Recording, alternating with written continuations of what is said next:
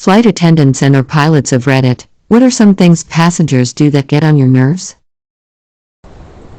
Former flight attendant here. 15 years I've seen it all.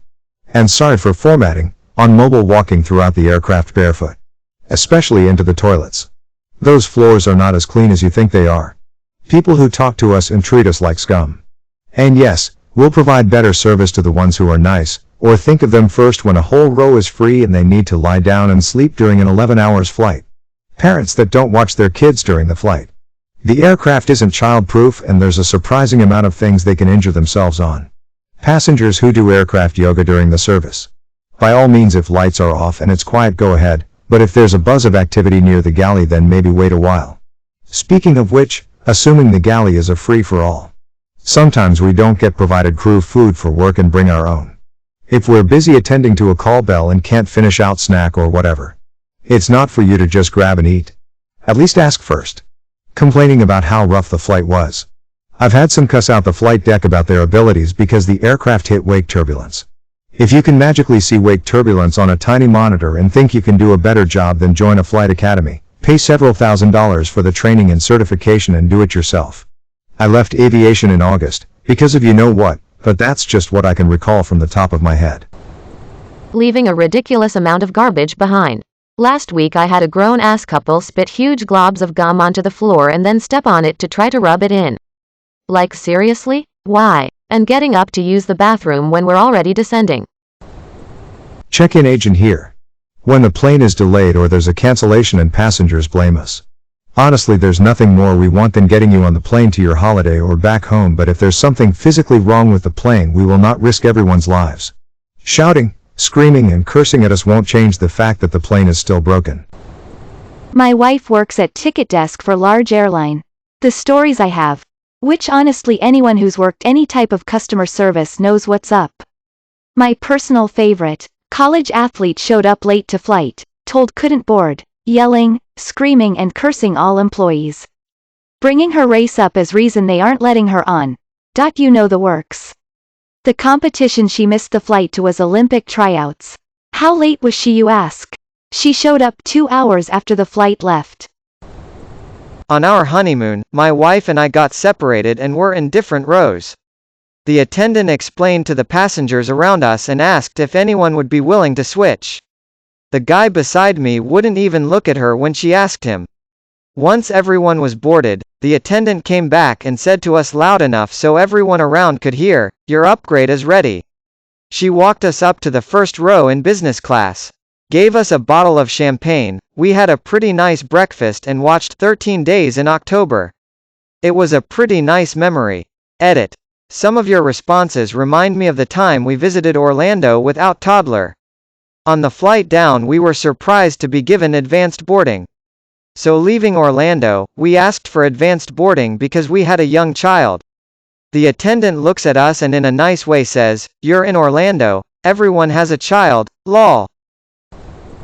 Pilot here. My worst experiences with customers is when the weather is bad and we have to either wait or make a no-go decision.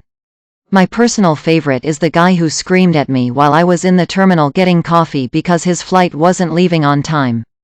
The whole Northeast was shut down for thunderstorms and low ceilings, but his iPhone said it was okay for us to go, so he had to tell me how bad I am at my job. As a passenger, don't say, "Thanks for finally showing up." 1. It's incredibly rude. 2. You may only have one flight that day, but I probably had 4. Chances are I was delayed because of another flight or maintenance on some other plane.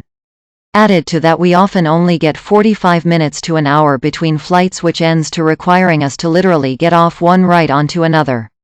We have to grab food or maybe use a real bathroom in that time also. Don't ask if we were out late last night drinking. You may say it as a joke and think it's funny, but we have to take those comments seriously. There is a chance that comment will force the pilots to go take a breathalyzer and your flight may be delayed or cancelled. If you honestly smell booze, speak up. If not, it's not funny and keep your mouth shut. Not an annoyance, but I do love the look on people's faces when I tell them, "Sorry, I don't know where the nearest X is. This is my first time at this airport." We don't pre-plan and memorize the layouts of the terminals at every airport in the world. Did you know that the closer you stand to the baggage claim carousel, the faster your bag arrives? It's science. Look it up. Warp speed for the ones that let their kids on the carousel. Military pilot, they always ignore instructions. Just do what I've politely asked of you, it's almost certainly for your own safety. My mom was a gate attendant in LAX for a few years. The mayor of LA was coming though, so they shut the gate down for security reasons. Jay Leno was there for some reason and was screaming at my mom because he was not getting the same treatment as the mayor. As a former FA, don't try to join the Mile High Club. Just stop. Don't have sex in the bathrooms, y'all. No, you aren't being very quiet, and yes, we will know, and depending on the airline policy we'll also have to politely ask you to knock it off and keep it in your pants. Not to mention the obvious, airplane lavs are ridiculously tiny, to the point where once on one long haul we had to make an emergency landing because a large couple couldn't get out of the lav they had shoved themselves into once they were done. I'll add that this is the grossest place to possibly want to do the deed, as lavs never get deep cleaned, ever. And please don't jerk your partner off while you're both in your seats, with our complimentary blanket. I know what your hand motions mean and I will have to come over and shut it down, especially because in most cases there are families with kids sitting behind or near you. There's a channel with passenger freakouts in the airports.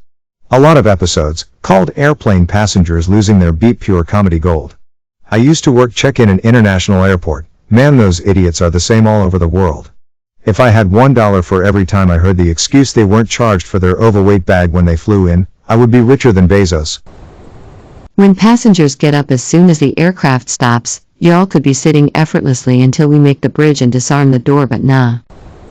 Stop expecting free alcohol because you handed me a $3 bag of candy you bought in the airport. I'm a grown-ass man. You didn't make my day by giving me a Hershey's Kiss. Slip me a 20 instead. I'll give you an open bar the rest of the flight. I worked as a mechanic for a small airline. Most of the aircraft would carry 10 to 12 passengers and there are no flight attendants, so pilots had to keep an eye on the passengers. Sometime there would be a charter for sports teams and other rowdy groups. Often they would all crowd around at the back of the cabin and have drinking games, etc. This caused the aircraft to be tail heavy, which required the pilot to retrim the aircraft, and the plane just handles crappy. So the pilots would kick the rudder a few times, causing the aircraft to swerve side to side, rather violently if they really stepped on it. This would slam the passengers against the wall. That usually got the passengers to head back to their seats and strap in. If the passengers were particularly rowdy, suddenly pitching the aircraft down would lift the passengers off the floor, even as far as slamming them into the ceiling. I don't think something like this would happen these days, but things were a lot wilder flying in the north in those days. Have sex in the lav. We can hear y'all, not listen to simple directions. Standing upright as we get to the gate. Not a flight attendant, but if you take your shoes and socks off on a flight, you should be immediately thrown out of the aircraft. Act like it's a restaurant and you're the only costumer in it. If you don't get your choice of meal, just take whatever is available. Meals are loaded by a specific percentage. If your seat is at the row where the food cart will finish, then there's a chance you won't get your choice of meal. A flight attendant friend said that passengers being gassy gets old. May your day be filled with joy and happiness. And please remember to like, share, and subscribe for more quality content every day.